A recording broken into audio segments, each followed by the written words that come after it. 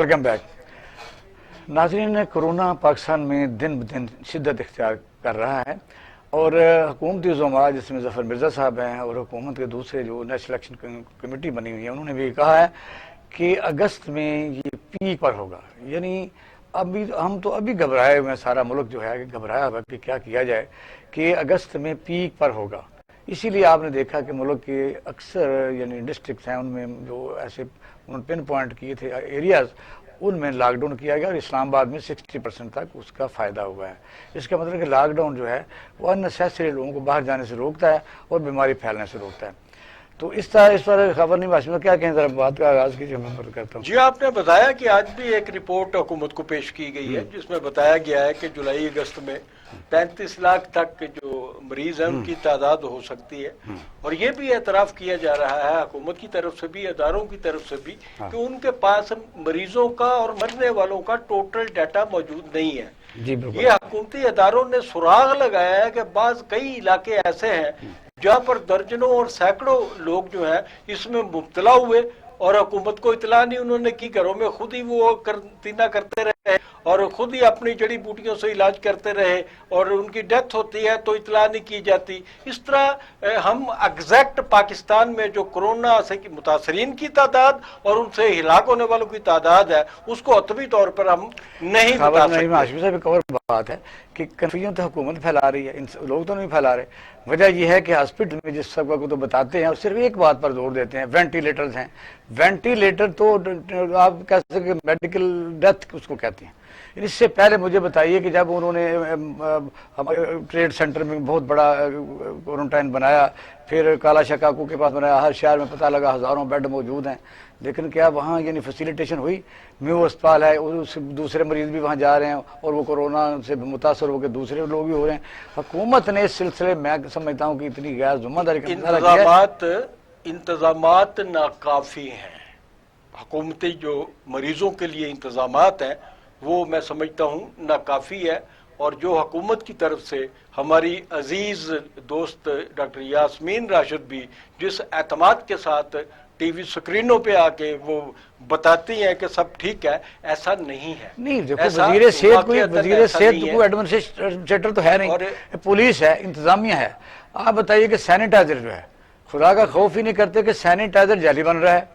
جو سلنڈر ہے یعنی آکسیجن کا وہ 2,500 سے 25,000 تک چلا گیا ہے.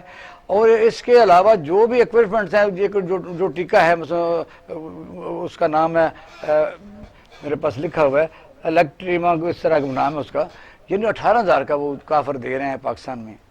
وہ ٹیکہ 5-6 لاکھ کا ہو رہا ہے, پکڑے بھی گئے ہیں.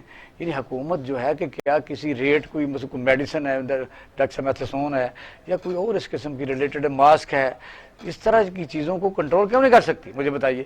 اس پر تو سخت ایکشن لینا چاہیے کیونکہ جب انسان مر رہا ہو تو پھر سارے جو رولز ہیں ان کو سخت کرنا پڑتا ہے. جو کورونا کے نام پہ غیر ملکی امداد ملی ہے حکومت پاکستان کو, میرے خیال میں جس طریقے سے اس کا استعمال ہونا چاہیے تھا وہ نہیں ہوا. سینیٹائزر ہو, ماسک ہو یا دیگر اشیاء ہوں, یہ میرے خیال میں حکومت کی اپنی ذمہ داری ہونی چاہیے تھی. اب جب کہ یہ کہہ رہے ہیں کہ بیرونی ممالک میں جو کارکن پاکستانی تارکین وطن امیگرینٹس جو وہاں کام کرتے تھے وہ بے روزگار ہوئے ہیں, ان کو ہم جہازوں پہ لا رہے ہیں, تو مجھے شبہ ہے کہ ان کو بھی یہ مفت نہیں لا رہے, ان کو بھی کرایہ لے کر یہ لائیں گے کیونکہ ان کی ماضی کی جو پریکٹس ہے وہ یہی ہے. اور آج عمران خان صاحب سے ہی کہہ رہے ہیں, مجھے دبئی سے ٹیلی فون آیا کہ ایسا ہی ہو رہا ہے, ایسا ہی ہو رہا ہے, کہہ رہے ہیں وہ ویسا نہیں ہے. ایسا تاثر دیا جا رہا ہے کہ بڑی انسان دوستی ہے, بڑے عوام دوستی ہے, بڑے غریب نواز ہیں, ان کو لے کے آ رہے ہیں. تو آپ خود امریکہ سے کتنے پیسے دے کے؟ میں تو آنے جانے کی ٹکٹ جو میری تھی وہ 1,58,000 روپے کی تھی آنے جانے کی. میری واپسی کی ٹکٹ ضائع ہو گئی اور مجھے 3.25 لاکھ روپے دے کے پاکستان واپس لوٹنا پڑا, وہ اضافی. اچھا خاور صاحب, ایک اور بڑی اہم ترین بات ہے ناظرین, میں سمجھتا ہوں کہ بار بار سارے ٹی وی چینل بھی کہہ رہے ہیں اور آپ لوگ خود اس بات کے بالکل گواہ ہیں. پاکستان میں تقریباً جو مین نام والی 3 لیبارٹریز ہیں, سب کو پتہ ہے کون کون ہیں, ان کا کیا نام لیں. پہلے تو وہ ٹیسٹ کرتے رہے, پازیٹیو بے تحاشا پازیٹیو ہوتے رہے, اور دوبارہ جب کہیں اور گئے تو وہ نیگیٹو نکل آیا. پھر ایسا ایسا لوگ ڈر گئے. آپ دیکھیں کہ سائیکولوجیکلی طور پر انہوں نے اس پر بھی ایک بزنس کیا. اب ہو یہ رہا ہے کہ آپ کسی لیبارٹری میں جائیں, اگر اس میں کوئی یعنی وائرس کا کوئی سسٹم ہو اور وہ آدمی ٹھیک بھی ہو چکا ہو تو وہ آپ کو نیگیٹو دے دیں گے. نیگیٹو دے دیں گے, آپ پریشان ہو جائیں گے کہ میں کسی اور سے کروا لوں, اور آپ انہی تینوں میں سے کسی اور سے کروائیں گے. یعنی یہ آپ اندازہ کریں کہ کسی نے کوئی مرنا ہی نہیں ہے. اس پر توجہ دینے کی ضرورت ہے کہ کیا سٹینڈرڈ اس کو طے نہیں کیا جا سکتا. اگر کوئی آدمی, خبر نہیں ہاشمی صاحب, اگر کوئی ٹیسٹ غلط دیتا ہے, کیا آنسریبل نہیں ہے, کچھ سزا نہیں ہونی چاہیے؟ میں نے آپ کو بھی بتایا کہ یہ وہ کہہ رہا ہو رہا ہے کہ پازیٹیو بھی ہو رہا ہے, دوسرے کا نیگیٹو ہو رہا ہے. اب نیگیٹو ہو رہا ہے اور وہ نیگیٹو لوگ مان نہیں رہے. ایک ہی آدمی ایک ہی دن میں 3 دفعہ اپنا ٹیسٹ کرائے گا تو تینوں مختلف آ رہے ہیں ایک ہی دن میں. انہوں نے یہ بتایا کہ جو آدمی ریکور بھی کر جائے نا, اس میں یعنی جو ڈیڈ وائرس ہے وہ موجود ہوتا ہے, لیکن وہ لیبارٹری جو ہے نا اس کو پتہ ہے, وہ بتاتے نہیں. وہ یعنی ہے کہ اس کو کہیں گے جی یہ ابھی آپ کے پاس. آپ لیبارٹری کی بات کر رہے ہیں. لیبارٹری میں جس لیبارٹری سے میں نے ٹیسٹ کروایا تو اس نے مجھ سے 8,000 روپے لیے. جب میں امریکہ سے اسلام آباد آیا تو میرے بیٹے نے کہا کہ پاپا یہ تو اس پہ لکھا ہوا ہے کہ جو 60 سال سے زیادہ عمر کے لوگ ہیں ان سے آدھی ہی فیس لی جائے گی, یعنی کہ 4,000 روپے لیے جائیں گے. تو میں نے ان سے رابطہ کیا, میں نے کہا بھائی میں تو اوور 60 ہوں, تو آپ نے مجھ سے کیوں لے لیے؟ آپ کو تو شناختی کارڈ بھی میں نے دیا, اس پہ میری ایج بھی لکھی ہوئی ہے. تو انہوں نے کہا آپ کو بتانا چاہیے تھا, اب رسید کٹ چکی ہے, بس ٹھیک ہے. مطلب اس طریقے سے آپ اس معاشرتی لائف میں ان لوگوں سے جو یعنی موت کا سامان بھی بیچتے ہیں, کفن مہنگا کر کے بیچتے ہیں, ان سے یہ توقع رکھتے ہیں کہ آپ اخلاقی جواز ان کو فراہم کر کے, تقریریں کر کے, اور ان کو یہ کہہ کے, اور آپ دیکھیں گے کہ پکڑے گئے ہیں لوگ. ٹیکا یعنی پچھلے دن چھاپا پڑا ہے تو ٹیکا بیچی تھی, ماڈل ٹاؤن میں لاہور میں پکڑا گیا. تو وجہ یہ ہے کہ اس کے لیے قانون کو سخت حرکت. میں نے جی گورنمنٹ ہی ذمہ دار ہے اس میں. میں سمجھتا ہوں کہ آدمیوں کو آپ اس طریقے سے کھلا کام کرنے کی اجازت نہیں دے سکتے. قانون حرکت میں آیا ہے تو ہم اس کی تعریف بھی کریں گے. اور یہ قانون میں نے آج کے دن میں دیکھا ہے کہ مختلف شہروں میں گرفتاریاں ہوئی ہیں. مطلب فیصل آباد میں نہیں, ان کو کرکٹ میچ پہ 200 آدمی کی طرف نہ جائیں. جہاں انسان کی زندگی انوالو ہے وہ دہشت گردی ہے, وہ عام پروسیجر نہیں ہے. بس ملاوٹ ایک معمولی سا جرم ہے. آپ کہیں گے کہ میڈیسن میں آپ ملاوٹ کر رہے ہیں تو وہی دفعہ لگے گی, نہیں.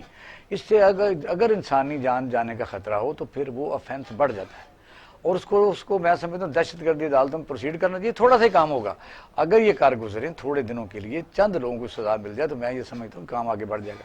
اب بتائیے کہ نئی چیز آ رہی ہے, خبر نہیں ہاشمی صاحب, وہ کافی یہ آگے اب گورنمنٹ جو ہے وہ علماء کرام سے بھی بات کرنے جا رہی ہے, کیونکہ علماء کرام کافی بڑے سٹیک ہولڈرز ہیں اس وجہ سے کہ بڑی عید آ رہی ہے, عید الاضحیٰ آ رہی ہے. تو اس میں جانوروں کی جو قربانی ہے سنت ابراہیمی, تو سنت ابراہیمی کے لیے آپ نے دیکھا کہ اس پر بھی میں سمجھتا ہوں جو ہم کرتے ہیں یہاں, منڈیاں تو منڈیاں رہ گئی, ہر گلی محلے میں جس قسم کے ہم وہ جانور باندھ دیتے ہیں اور پورا ہفتہ باندھتے ہیں, پھر نمائش بھی کرتے ہیں. تو وہ جب ان کو قربانی کیا جاتا ہے تو پھر وہ بھی ایک کانسیکوینسز ہیں, لوگ آئیں گے جائیں گے, واپس دیہاتوں میں جائیں گے. یہ اس پر تو پابندی لگنی چاہیے. خدا نے ایسا نہیں کہا کہ آپ خودکشی کریں. یہ جو اس پہ تحقیق ہوئی ہے کہ کرونا وائرس کی منتقلی کے حوالے سے, یہ سائنسدان متفق ہیں. سب سے پہلے چین نے اس پہ ریسرچ کی تھی کہ یہ وائرس کیسے آیا. تو پتہ چلا کہ یہ وائرس جو ہے یہ جانوروں سے جو ہے وہ انسانوں میں منتقل ہوا ہے. اور یہ چرند پرند ہوں یا بڑے جانور ہوں, ان میں ان کے جو جسم ہوتا ہے یا ان کے جو جسم کے بال ہوتے ہیں, ان میں وائرس جو ہے وہ کثرت سے موجود ہوتا ہے.